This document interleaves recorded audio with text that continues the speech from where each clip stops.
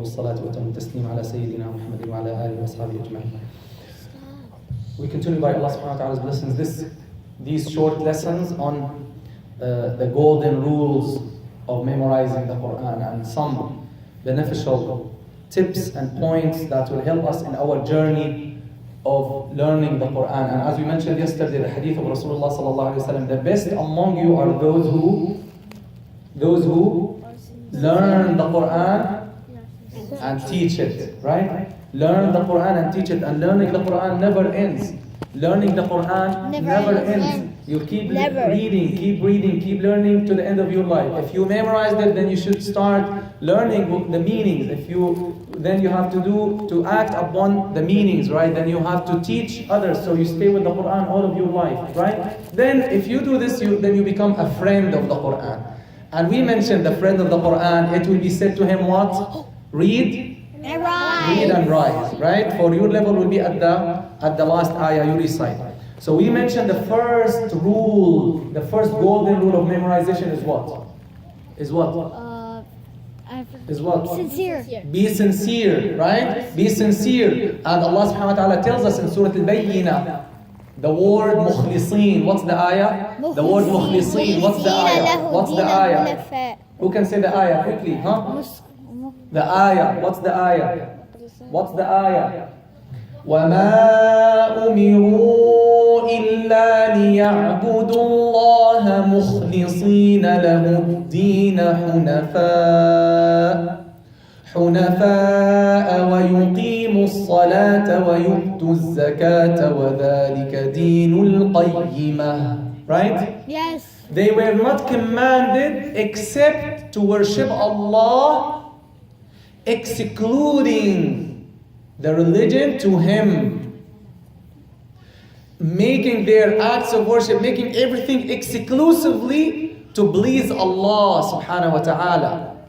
That's sincerity, right? Anything you do, any action you do it for the sake of Allah subhanahu wa ta'ala. Second rule is, so first rule for memorization is be sincere. When I hold my mushaf, I want to memorize, not because my mother will take the PlayStation from me if I don't memorize, not because my father will not let me go to the basketball game if I don't memorize. No, I memorize because I want to please Allah subhanahu wa ta'ala, because I want to earn the rewards from Allah subhanahu wa ta'ala, the amazing rewards that Allah will give us in Jannah and will give our parents as well, and we will mention those rewards in details later on inshallah. Second rule is be pious. Be pious means you have to have piety. And what does piety mean? Anyone knows? Piety means what? Taqwa. Taqwa means what? They say taqwa aqwa. They say taqwa aqwa. When you have piety, you are stronger. You are stronger against shaitan. Taqwa means to do what Allah commanded you to do and to avoid the sins. That is taqwa. What is taqwa? To do what Allah commanded. To do the commandments and to avoid the sins. Do the commandments, avoid the sins. Okay, Sheikh, what's the relation between حفظ and تعالي خدي لي اياهم تنتين من هون على السريع خدي لي اياهم تنتين من هون. What is the relationship between taqwa and حفظ? What's the relation? Listen to the relation. When you make sins means you don't obey Allah subhanahu wa ta'ala, you lie, you say bad words, you even, I'm going to tell you a type of sin that maybe you never thought of. That when in the masjid they put waste basket inside the bathroom. What does that mean? Why they're putting a waste basket inside the bathroom, next to the toilet? Why they put it? Huh? Because they had to waste the paper. Why? For the tissues, right? So when you use the toilet tissues, they're telling you don't throw it inside the stool, right? Inside the toilet. No, put it in the waste basket because that will make a blockage, right? Right, the word blockage in the sewer system that will harm the masjid, and that might cause thousands of dollars to fix. So when you throw the tissues inside and you ignore, then that's a sin, right? That's a sin. When you throw garbage in the masjid, that's a sin. When you leave the masjid upside down, that's a sin, right? When you put trash in the masjid, that's a sin, right? Because the masjid is the house in which Allah subhanahu wa ta'ala is being remembered. So it should be honored and respected, right? Now, why sins affect our health?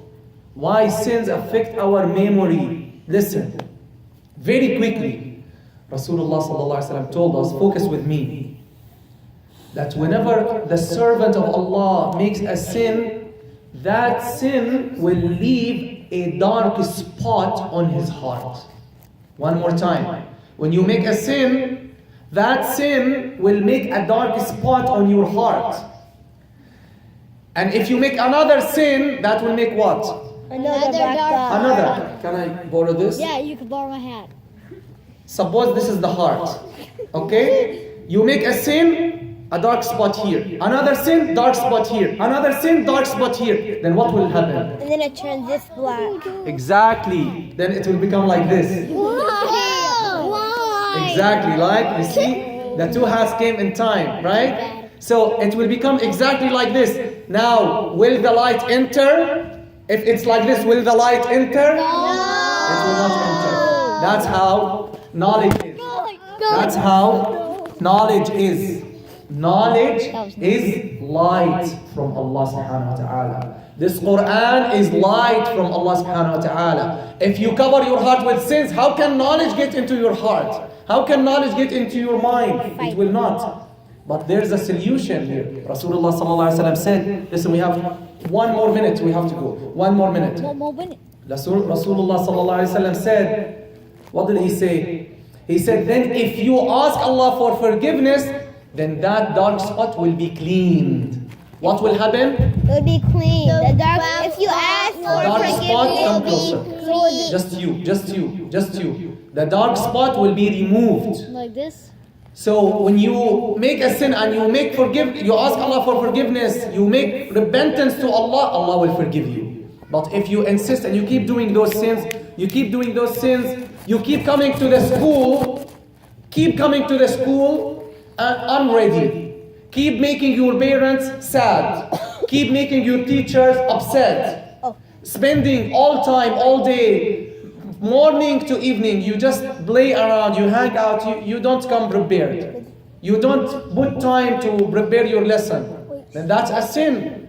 That is a big sin. Why it's a big sin? Because you're making your parents sad, you're making teachers sad, you're booking someone's place in the school. Now we have some students, they want to come, we tell them we have no place. So maybe you're taking someone else's place and you're not serious. So that's a sin. So we have to clean our hearts of those sins and quit. We have to quit those sins.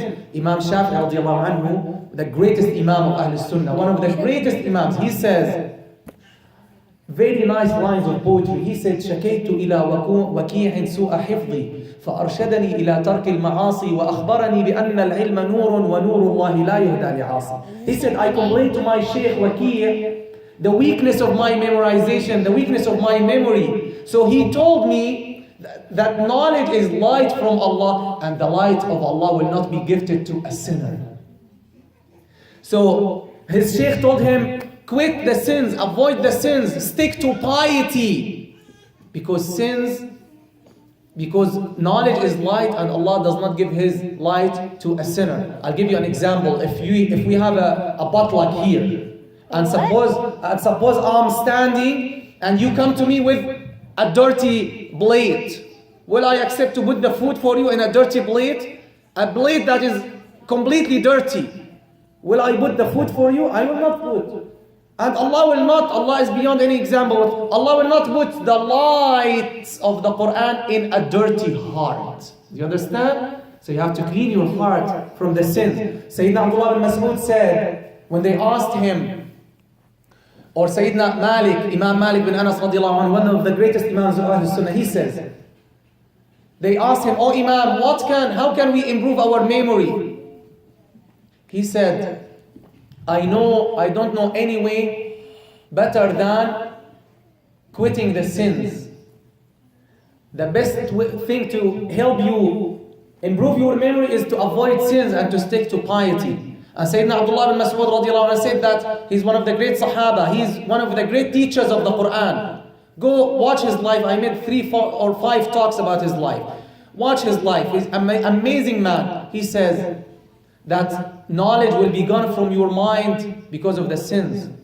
Okay? So all of those imams, they're focusing on this point that knowledge is a light, and we have to, in order to get light, to have our heart purified. Imam Nawawi says, radiallahu anhu, he says students have to purify their hearts so that they prepare it to receive the knowledge and to study the Qur'an. May Allah subhanahu wa ta'ala make us of the pious ones. Say Ameen. So first rule is be sincere. Second rule is be pious.